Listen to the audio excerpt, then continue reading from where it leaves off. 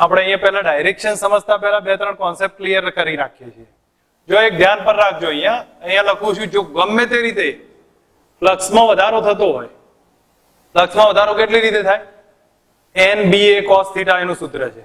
તો n માં વધારો કરો, b માં વધારો કરો, a માં કરો, θ માં કરો, ફેરફાર કરો ટૂંકમાં, અને એ કન્ડિશનમાં ફ્લક્સમાં વધારો થશે. હવે ફ્લક્સમાં જો કોઈ પણ રીતે વધારો થાય તો એનો મતલબ થશે કે પ્રેરિત પ્રવાહ છે એ એવી રીતે પેદા થશે કે જે મૂળ ચુંબકીય ક્ષેત્રનો વિરોધ કરે. ફ્લક્સમાં વધારો થાય તો પ્રેરિત પ્રવાહ એવી રીતે પેદા થશે, પ્રેરિત પ્રવાહ ગણીએ અથવા પ્રેરિત મેગ્નેટિક ફિલ્ડ ગણીએ, એ મૂળ ચુંબકીય ક્ષેત્રનો શું કરશે? મૂળ ચુંબકીય ક્ષેત્રનો વિરોધ કરે. આપણને આટલું યાદ હોવું જોઈએ. પહેલા મેં શું કહ્યું છે? ફ્લક્સમાં વધારો થાય તો પ્રેરિત પ્રવાહ ગણો, પ્રેરિત મેગ્નેટિક ફિલ્ડ ગણો, એ બધું મૂળ ચુંબકીય ક્ષેત્ર કે મૂળ જે છે પ્રવાહ એનો વિરોધ કરશે. અને બીજી કન્ડિશન, જો ફ્લક્સમાં ઘટાડો થતો હોય તો એનાથી વિરુદ્ધ હશે. તો પ્રેરિત પ્રવાહ ગણો, પ્રેરિત મેગ્નેટિક ફિલ્ડ ગણો, એની દિશા મૂળની દિશામાં જ જોવા મળશે. આટલો ધ્યાન પર રાખજો તો ડાયરેક્શનમાં ક્લિયર થશે. હવે અહીંયા તમને સમજાવું છું એ પ્રમાણે ધ્યાન આપો. અહીં આકૃતિમાં પહેલા કહ્યું છે કે આકૃતિમાં દર્શાવ્યા પ્રમાણે જુદા જુદા આકારના સમતલના ગાળા બતાવ્યા છે. હવે સમતલને લંબ અને વાચકથી દૂર દિશામાં ચુંબકીય ક્ષેત્રમાંથી બહારની કે અંદરની તરફ ગતિ કરે છે. ટૂંકમાં એ અહીંયા બતાવ્યું છે એ પ્રમાણેની ગતિ થાય છે. તો એની દિશા કઈ પ્રેરિત થતી હશે? હવે સમજ રાખજો. જો આ અંદર આવે છે, અંદર આવે એનો મતલબ શું થયો કે ધીરે ધીરે ફ્લક્સમાં શું થાય છે? વધારો થાય છે. અને ફ્લક્સમાં વધારો થતો જાય, જેમ જેમ સમજો આ જે ગાળો છે એ અંદરની તરફ આવે છે, એના મતલબ એનો અંદર દાખલ થાય એટલે એરિયા વધતો જશે, એરિયા વધશે એનો મતલબ ફ્લક્સમાં વધારો થયો. હવે ફ્લક્સમાં વધારો થાય તો પ્રેરિત પ્રવાહ એવી રીતે પેદા થાય કે મૂળ ક્ષેત્રનો જ વિરોધ કરવા લાગે. તો મૂળ ક્ષેત્ર કયું છે? ક્રોસ છે. ક્રોસ એટલે ક્યાં જાય? અંદરની તરફ. હવે અંદરની તરફ જતું ક્ષેત્ર છે એનો વિરોધ કરે એટલે કઈ બાજુ આવે? બહારની તરફ આવશે. હા, બરોબર. બહારની તરફ આવ્યું એટલે આપણે અંગૂઠો, જે લોકો ના સમજ પડતી હોય થોડુંક ધ્યાન આપી દે. બહારની તરફ આવ્યું એટલે અંગૂઠો હવે બહારની તરફ, તો આગળીઓ ક્યાં રહેશે? આ ડાયરેક્શનમાં રહેશે. બરોબર. તો હવે સમજો મૂળ ક્ષેત્ર ફરી બતાવું છું. મૂળ ક્ષેત્ર અંદરની તરફ હતું, જેવું આ અંદરની તરફ આવ્યું એટલે ફ્લક્સમાં વધારો થયો એટલે મૂળનો વિરોધ કરશે. તો મૂળ અંદરની તરફ છે, આપણે આવશે બહારની તરફ, અને બહારની તરફ આવે એટલે આગળીઓ રહેશે આ ડાયરેક્શનમાં. આ ડાયરેક્શનમાં એટલે કઈ દિશા થઈ? વિષમ ગણિત થઈ. અને વિષમ ગણિત એટલે તમારે લખવાનું કયું? ABCD એ માર્ગે આવે. કયા માર્ગે આવશે? ABCD. તો અહીંયા લખાણ છે, હવે સમજી લેજો. આપણે જે લખ્યું છે લંબચોરસ ભાગમાં પ્રેરિત થતો પ્રવાહ કયા માર્ગે વહે? ABCD. પણ ગોખવાનું નથી. રીઝન કયું છે? એક જ, કે જેવું અંદર આવે છે ફ્લક્સમાં વધારો થયો, ફ્લક્સમાં વધારો થાય તો એ મૂળ ક્ષેત્રનો જ વિરોધ કરવા લાગશે. તો મૂળ ક્ષેત્ર અંદરની તરફ છે, આપણે આવશે બહારની તરફ, અને બહારની તરફ આવે એટલે આપણે વિષમ ગણિત દિશામાં વહે. તો ABCD એ માર્ગે વહે છે. બોલો, સમજ આવી જશે દરેકને? ક્લિયર ને? હવે નેક્સ્ટ એના પછી બીજો બતાવું. બીજામાં તમે જાતે વિચાર કરો. શું થાય ભાઈ? આમાં બહાર નીકળે છે, અને બહાર નીકળે એટલે ફ્લક્સમાં ઘટાડો થયો. ફ્લક્સમાં ઘટાડો થાય તો એ મૂળની દિશામાં જ રહે. ફ્લક્સમાં ઘટાડો થયો તો મૂળની દિશામાં જ રહે. તો મૂળ કઈ ડાયરેક્શનમાં ચુંબકીય ક્ષેત્ર? અંદર. તો એ અંદર જ રહેશે. હવે અંદર હોય તો તમે વિચાર કરો કે અંદર રાખો તો આગળીઓ કઈ તરફ રહી? આ તરફ. એનો મતલબ આ ડાયરેક્શનમાં પ્રવાહ વહે. તો આપણે કઈ થઈ ગઈ? સમગણિત થઈ. અને આ દિશામાં વહે તો કયો માર્ગ આવ્યો? ACBA માર્ગે વહેશે. જેને અહીંયા સમજાવ્યું છે, થોડુંક ધ્યાન આપો. અહીં બતાવ્યું છે એમને, અહીંયા કહ્યું છે કે જેવું આ પદાર્થ બહાર નીકળે, ક્ષેત્રમાંથી બહાર નીકળે તો એના કારણે ફ્લક્સમાં શું થાય છે? ઘટાડો થાય. ફ્લક્સમાં ઘટાડો થાય તો એ મૂળ દિશામાં જ વહેવાનું ચાલુ કરશે. તો કયો આવશે?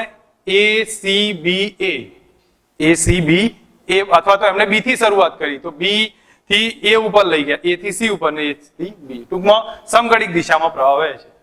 એટલે ફ્લક્સનો, મૂળ ફ્લક્સનો વિરોધ, ફેરફારનો વિરોધ થાય છે. ફરી એકવાર બતાવું છું. આમાં શું થયું કે બહાર આવ્યું એટલે ફ્લક્સ ઘટવા લાગ્યું. ફ્લક્સ ઘટ્યું તો એનો મતલબ આપણી ડાયરેક્શન મૂળમાં હશે એ જ દિશામાં. તો અંદરની તરફ જ રહી, અંદરની તરફ રહી એટલે આપણે આગળીઓ અંદરની, અંગૂઠો અંદરની તરફ રાખવું તો આગળીઓ સમગણિત દિશામાં આવે. તો BACB માર્ગે વહેશે. ચલો હવે ત્રીજામાં જુઓ. આમાં કયું આવે?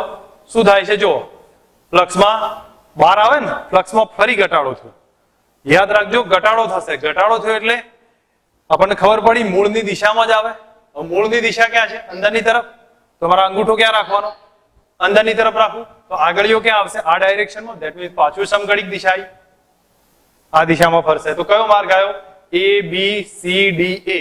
A B C D A માર્ગે વહેશે. જેમ કે અહીંયા બતાવ્યું છે એમાં લખેલું હશે જો, આમાં ચુંબકીય ક્ષેત્ર અનિયમિત ગાળામાં ABCD ની ગતિના કારણે ફ્લક્સમાં ઘટાડો થાય, બહાર આવે એટલે ફ્લક્સમાં ઘટાડો થાય. તો એમને C થી શરૂઆત કરી. તો C D A B C, જો કયા માર્ગે? C D A B C એ માર્ગે વહેશે.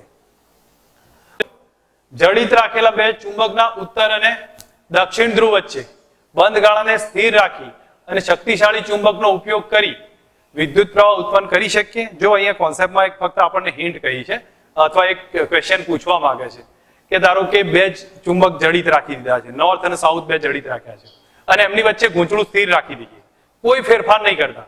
આ બાજુ નોર્થ છે, આ બાજુ સાઉથ છે, એક ગૂંચળું સ્થિર મૂકી દીધું છે. પછી કે એની અંદર ફ્લક્સમાં ફેરફાર થઈને વિદ્યુત પ્રવાહ પેદા થાય? તો ના થાય ને, કારણ કે વિદ્યુત પ્રવાહ ક્યારે પેદા થાય? ફ્લક્સમાં ફેરફાર થવાથી. મૂકી રાખવા જ ના થાય.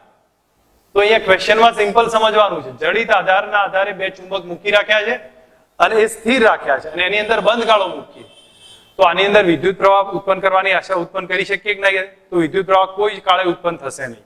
તો હવે સેન્ટેન્સ લખ્યું છે શું એ સમજજો. ખૂબ જ શક્તિશાળી ચુંબક હોય તો પણ ચુંબકીય ક્ષેત્ર અથવા એક જ યાદ રાખવાનું, ફ્લક્સમાં ફેરફાર થતો નથી અને ફ્લક્સમાં ફેરફાર ના થાય તો પ્રેરિત પ્રવાહ ઉત્પન્ન ના થાય. ફ્લક્સમાં ફેરફાર થાય તો જ પ્રેરિત પ્રવાહ ઉત્પન્ન થશે. પહેલો કોન્સેપ્ટ સિમ્પલ છે, ધ્યાન રાખી દેજો. આમાં બીજામાં સમજીએ. બીજામાં કયું છે? એક બંધ ગાળો છે, કેપેસિટરની તકતી વચ્ચે વિદ્યુત ક્ષેત્ર લંબ રૂપે ગતિ કરે છે. તો સંપૂર્ણ કેપેસિટરની બે પ્લેટ હોય અને બીજું જ્યારે તે આંશિક કેપેસિટરની તકતીની બહાર હોય ત્યારે વિદ્યુત પ્રવાહ પ્રેરિત થશે.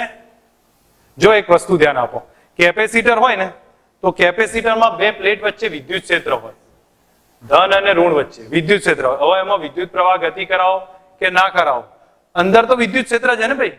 વિદ્યુત ક્ષેત્ર છે તો વિદ્યુત પ્રવાહ પ્રેરિત કોણ પેદા કરે? તો પ્રેરિત પ્રવાહ કોણ કરશે? ચુંબકીય ફ્લક્સનો ફેરફાર પેદા કરશે. પણ અહીંયા તો અંદર તો વિદ્યુત ક્ષેત્ર, વિદ્યુત ફ્લક્સનો ફેરફાર ચુંબકીય પ્રવાહ પેદા ના કરે. તો માઇન્ડમાં એક વસ્તુ સેટ રાખી દેજો, ચુંબકીય ફ્લક્સમાં ફેરફાર થાય તો જ પ્રેરિત પ્રવાહ પેદા થાય. પણ અહીંયા તો કેપેસિટરની વચ્ચે ફર્યા કરતા હોય તો કયા ફ્લક્સમાં ફેરફાર થાય? વિદ્યુત ફ્લક્સમાં ફેરફાર થાય તો વિદ્યુત પ્રવાહ પેદા ના થાય. બસ આટલું સિમ્પલ સેન્ટેન્સ આની અંદર સમજાવવાનું આવશે. જો ધ્યાન રાખીએ તો ક્લિયર થશે. કોઈ પણ પ્રવાહ ગમે તે કિસ્સામાં નહીં થાય. કારણ શું? એમાં વિદ્યુત ફ્લક્સમાં ફેરફાર થાય. વિદ્યુત ફ્લક્સમાં ફેરફાર કરીને વિદ્યુત પ્રવાહ પેદા ના કરી શકીએ આપણે. ચુંબકીય ફ્લક્સમાં ફેરફાર કરીએ તો પ્રવાહ પેદા થશે. બીજો કોન્સેપ્ટ એ સિમ્પલ છે. ત્રીજામાં જોઈએ. હવે આ પાછું સિમ્પલ આવ્યું છે ભાઈ, થોડુંક ધ્યાન આપશો તો આમાં સમજ આવી જશે. એક લંબચોરસ ગાળો છે, આ છે, અને બીજો વર્તુળાકાર છે. ચુંબકીય ક્ષેત્રની બહાર v જેટલા વેગથી ગતિ કરે છે. બંને v જેટલા વેગથી ગતિ કરે છે. તો અહીંયા બતાવ્યું છે ક્ષેત્રમાંથી બહારની તરફ માર્ગમાં તમે કયા ભાગમાં EMF અચળ રહેશે અને ટૂંકમાં કયા ભાગમાં અચળ રહેશે અને કયા ભાગમાં અચળ નહીં રહે. તો અચળ રહેવા માટે શું કરવું જોઈએ? જો EMF નું સૂત્ર કયું છે તો EMF નું ઇક્વેશન લખવું અહીંયા તો E બરાબર d∅dt અથવા કયું લખું? BLV. BLV છોડી દઈએ, d∅dt રાખીએ. હવે d∅dt નો મતલબ શું થયો? EMF ત્યારે જ અચળ હોય જ્યારે ફ્લક્સના ફેરફારનો સમય દર અચળ હોય. તો એનો મતલબ ફ્લક્સમાં ફેરફાર સતત રીતે અચળ રીતે પેદા થવો જોઈએ, ત્યારે જ EMF અચળ હશે. તો અહીંયા તમે જો આને બહાર કાઢો, આ પહેલા ભાગને બહાર કાઢીએ તો એ અચળ રીતે બહાર નીકળ્યા કરે છે. એટલે એનો મતલબ ફ્લક્સનો જે ફેરફાર થાય છે એનો દર હંમેશા લગભગ કેવો રહેશે? અચળ જશે. તો ચોરસ ભાગ બહાર નીકળ્યા કરે છે તો એ સિચ્યુએશનમાં ફ્લક્સ લગભગ કોન્સ્ટન્ટ હશે પહેલા ભાગમાં. બીજામાં શું થશે? જો વર્તુળાકાર ગાળો બહાર નીકળે ને તો પહેલા થોડો ભાગ બહાર નીકળશે, પછી મધ્ય ભાગ આવશે એ બહાર નીકળશે અને છેલ્લે તો નાનો ભાગ આવશે. બધામાં કેવું થશે? ફ્લક્સ બહાર નીકળતું જાય ને એમ અલગ અલગ હશે, કારણ કે એરિયા અલગ અલગ રીતે બહાર નીકળે. તો આની અંદર વાત કરું, જો સમજ રાખજો, આમાં પહેલા લંબચોરસ ભાગ બહાર નીકળે તો એમાં એક અચળ રીતે ફ્લક્સમાં ફેરફાર આવે છે, એટલે એમાં ઈએમએફ અચળ પેદા થશે. જ્યારે આ વર્તુળાકાર ભાગ છે ને એમાં અચળ ઈએમએફ પેદા નહીં થાય, એમાં ફ્લક્સનો બદલાવ અનિયમિત હશે. તો સેન્ટેન્સને સમજો. અહીંયા કહ્યું છે લંબચોરસ ગાળાના કિસ્સામાં ઈએમએફ અચળ રહેશે, બરોબર, પણ જે ગોળાકાર ભાગના કિસ્સામાં બહાર નીકળે એમ ફ્લક્સનો ફેરફાર એટલે ક્ષેત્રફળ અચળ નથી રહેતું, તો ફ્લક્સ બી અચળ નહીં રહે, ઈએમએફ બદલાતું રહેશે. બોલો 3 કેસ તો સમજ આવી છે, એ બી સી. હવે હું પછી એક સાથે બધા રિવિઝનમાં લઈએ છીએ, કોઈ પ્રોબ્લેમ હોય તો કહી દો. ચલો હવે આગળ લઉં છું. આગળમાં થોડુંક અહીંયા દેખાવમાં પેલું પ્લસ માઇનસ છે, પણ હું અહીંયા આકૃતિને થોડો ફેરફારથી સમજાવવાનો ટ્રાય કરું. જો આ આપણી પાસે નોર્થ પોલ છે, આ સાઉથ પોલ છે, અને આ આપણી પાસે એક રિંગ છે, અને અહીંયા એક કેપેસિટર ગોઠવ્યું છે. સમજ રાખજો, આ ભાગ એ છે, આ બી છે.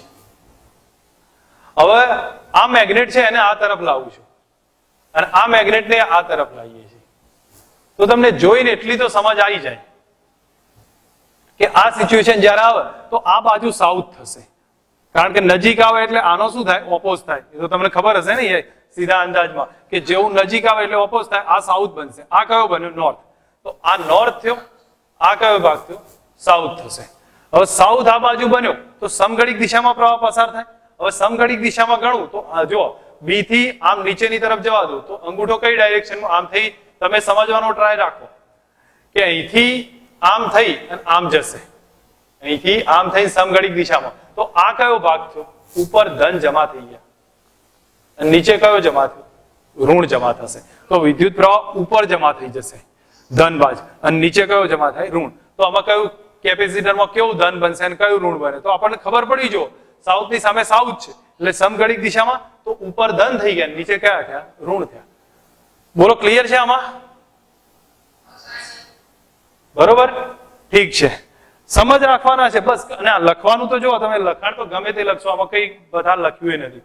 ઉપરનો ભાગ ધન બનશે, નીચેનો ઋણ બની જશે. તમારે તમારા શબ્દોમાં લખવાનું છે કે સાઉથ ની સામે સાઉથ આવ્યો એટલે સમઘડિક દિશા આવી, તો આપણે ઉપરની તરફ ધન મળશે. x બરાબર 0 થી x બરાબર b સુધી આ સળિયા નામ ગતિ કરાવીએ છીએ. હવે તમે જાતે જ વિચારજો, અહીંયા હું હિન્ટ આપું છું, પહેલા શરૂઆતમાં લેક્ચર આ ડિટેલ નહીં વાત કરતો. આ સળિયાને 0 થી સ્ટાર્ટ કરીને મારે ક્યાં લઈ જવો છે, k થી l સુધી લઈ જવું, l થી m સુધી લઈ જવું છું, એટલે કે 0 થી b સુધી, b થી 2b સુધી લઈ જવું, ફરી પાછો 2b થી b સુધી લાવીશ, અને b થી 0 સુધી લાવીશ. તમે જાતે વિચારીને કહેજો ફ્લક્સ કેટલું રહે છે. ચલો હું અહીંયાથી 0 થી b સુધી લાવું છું, શું થાય છે ફ્લક્સમાં, 0 થી b સુધી લાવું, એરિયા વધે છે ને. ફ્લક્સ એટલે શું થયું, I બરાબર b into a, b A cos theta થાય, પણ એરિયા તો વધ્યો ને, આટલો એરિયા વધતો જશે એમ ફ્લક્સ વધતું જશે. તો 0 થી b સુધી ફ્લક્સમાં વધારો થશે. પછી બોલો b થી 2b સુધી લાવું તો, b થી 2b સુધી લાવું તો, હા આટલામાં ચુંબકીય ક્ષેત્ર છે જ નહીં ભાઈ આ વિસ્તારમાં. એનો મતલબ શું થયો કે ફ્લક્સ અહીંયા સુધી જ વધતું હતું, પછી અહીંયા તો કઈ ફરક નહીં પડે, તો આગળ આવશે ને તો આટલું જ ફ્લક્સ રહેશે એની પાસે. થોડું અહીંયા આવશે તો આટલું જ ફ્લક્સ, અહીંયા આવશે તો આટલું જ ફ્લક્સ, આગળ જશે તો બી આટલું જ ફ્લક્સ રહેશે. એનો મતલબ ફ્લક્સ કેવું થઈ ગયું, અચળ થયું. તો જો 0 થી b સુધી ફ્લક્સમાં વધારો થયો, b થી 2b સુધી ફ્લક્સ અચળ થઈ ગયું. પછી બોલો 2b થી b સુધી લાવું તો એ ફ્લક્સ અચળ જ રહેશે, આટલો જ ઘેરાયેલો છે એરિયા. અને b થી 0 સુધી લાવું તો હા તો ઘટાડો થાય. બસ આટલું માઇન્ડમાં કોન્સેપ્ટ ક્લિયર થયો. હવે તમે મને એટલું કહો ઈએમએફ શેમાં પેદા થશે, જાતે વિચારો તો ખબર પડશે. જ્યાં ફ્લક્સનો ફેરફાર થાય ત્યાં ઈએમએફ પેદા થાય. તો બોલો 0 થી b માં પસાર થાય, ઈએમએફ પેદા થાય, બરોબર. એ ધન હશે કે ઋણ હશે, ઋણ હશે, કારણ કે ઈએમએફ નું સૂત્ર કયું, -d∅ by, બરાબર. તો જો ફ્લક્સમાં વધારો થયો તો ઈએમએફ ઋણ થયો. ચલો એનાથી આગળ લાવું છું, b થી 2b સુધી લાવું, તો b થી 2b સુધી લાવીએ તો ફ્લક્સમાં ફેરફાર થતો જ નહીં, ફ્લક્સ અચળ રહે છે. તો એનો મતલબ ઈએમએફ 0 આ સિચ્યુએશન. 2b થી b સુધી લાવું તોય 0, 2b થી b સુધી લાવું તોય 0, અને b થી 0 સુધી લઈ જવું તો ફ્લક્સ ઘટે છે પણ ઈએમએફ વધશે, ઈએમએફ વધશે, એનો મતલબ ધન આવ્યો. હવે જો ઈએમએફ ધન તો પ્રવાહ ધન, ઈએમએફ ધન તો પ્રવાહ ધન છે, અને પછી પાવરનો I² R આવશે, એટલે પાવર ઓલવેઝ ધન જેવો રાખીશું આપણે, બરાબર. ચલો એને બધી પછી વાત કરીએ. ટૂંકમાં આપણે હવે આ બધું લખવાનું જ છે, કઈ વધારે છે નહીં. તો અહીંયા આકૃતિ બતાવી છે, એ જ સિચ્યુએશન છે. 0 થી b, b થી 2b એમ લઈ જવાનું છે. તો હું અહીંયા જે લખું છું એને સમજ રાખજો. જો હું અહીંયા પહેલા શરૂઆતમાં ભલે લખાણ છે એને એક વાત ક્લિયર કરી નાખીએ. 0 થી b સુધી, 0 થી b સુધી ફ્લક્સ કેટલું આવે? તો ફ્લક્સનું સૂત્ર કયું લખીશ ભાઈ? જે હું અહીંયા લખું છું એ સમજતા જજો, પછી આપણે અંદર ડેપમાં જોઈએ છે. phi બરાબર કયું સૂત્ર? b into a. b A cos θ, θ તો અહીંયા તમે જોશો તો આ ક્ષેત્ર સદિશ આમ છે અને એનું ચુંબકીય ક્ષેત્ર, આ ક્ષેત્રનો સદિશ આમ, ચુંબકીય ક્ષેત્ર આમ, θ 0, cos 0 કેટલો થાય? 1 થઈ જશે. તો phi બરાબર b એ લખું છું. હવે b તો બરાબર એરિયા કેટલો? તો આ લેન્થ છે l અને આ હશે x, l into x થયા. તો ક્યાં સુધી l થી x? 0 થી b સુધી, 0 થી b સુધી, 0 થી b સુધી જઈએ ત્યારે ફ્લક્સ કેટલું આવ્યું? blx. કેટલું છે? blx. પછી b થી 2b સુધી જવું, b થી 2b સુધી જવું તો અચળ હશે. કેટલું હશે? તો phi બરાબર b એ છે l અને આ ડિસ્ટન્સ b થઈ ગયું, આ ડિસ્ટન્સ b, blb. તો સમજો હવે ફરી એકવાર આટલું રિવાઇઝ કરું છું. 0 થી x, 0 થી b, x b મતલબ કે અહીંયા સુધી જતા જઈએ તો એમ ફ્લક્સ વધતું જાય છે. કેટલું હશે? તો blx જેટલું. એમાં x આ ડિસ્ટન્સ હશે, અને પછી b થી 2b સુધી જતો રહું તો એ વખતે કેટલું જોવા મળશે? blb સુધી, કારણ કે એમાં અચળ જ થઈ જશે blb. હવે મારે ગ્રાફ પ્લોટ કરવો હોય તો જો ફ્લક્સ વિરુદ્ધ સમયનો ગ્રાફ છે અથવા અંતરનો, જે બી ગ્રાફ છે, ફ્લક્સ વિરુદ્ધ અંતરનો ગ્રાફ છે. તો જો અહીંયા તમને ખ્યાલ આવતો જશે, જેમ જેમ આગળ આવીએ એમ ફ્લક્સમાં શું થતો જાય છે?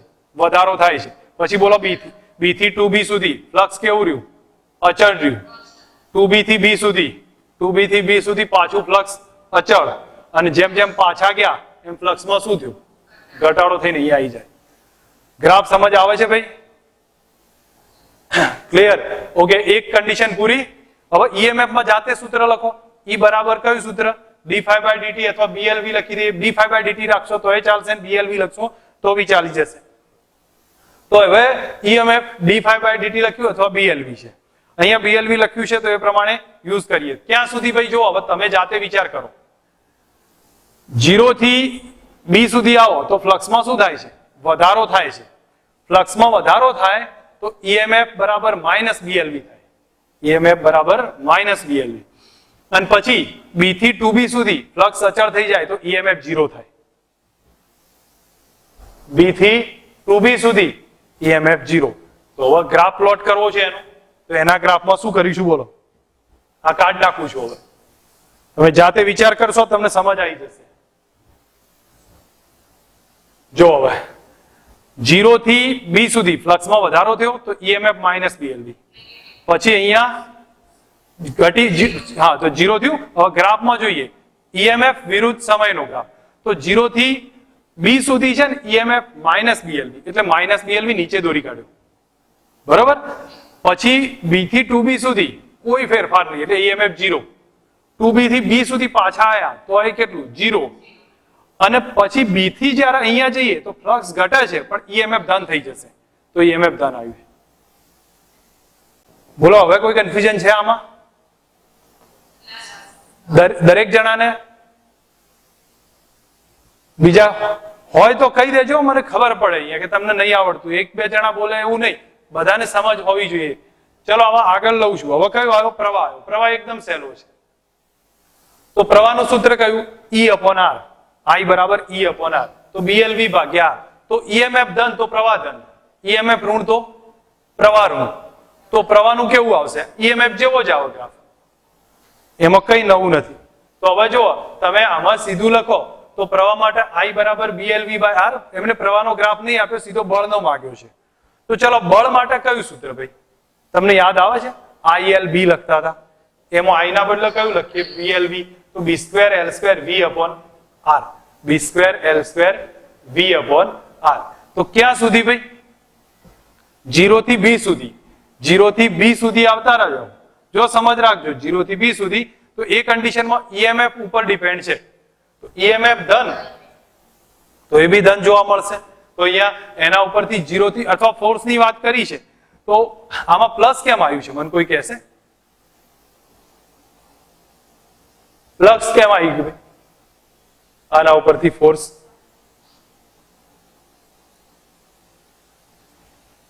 અહીંયા ફોર્સ નો ગ્રાફ બી બતાવી દઉં છું, ચલો, એટલે તમને ક્લિયર થઈ જશે.